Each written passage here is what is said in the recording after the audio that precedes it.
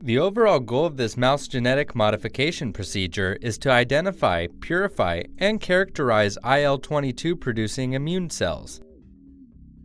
Cells of the immune system release mediators called cytokines, which are responsible for defending us against foreign agents like bacteria and restoring damaged tissues.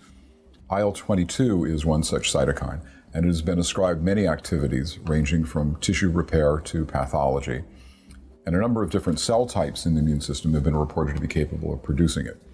So to clarify which cells actually produce IL-22, we developed a new IL-22 reporter mouse. This enabled us to identify relevant IL-22 producers in vivo in mice under normal conditions and in an inflammatory bowel disease model. We also used reporter cells to purify IL-22 expressors to determine their other properties.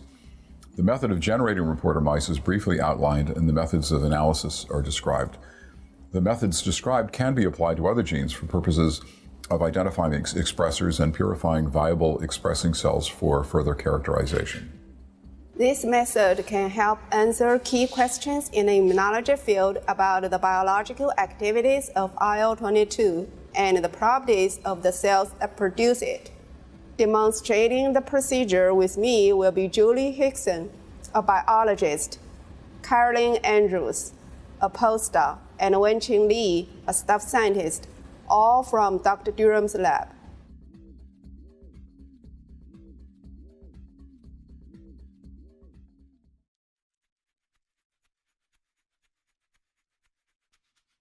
After inserting the TD tomato reporter gene into a shuttle vector, replacing the GFP gene within the same site, use the appropriate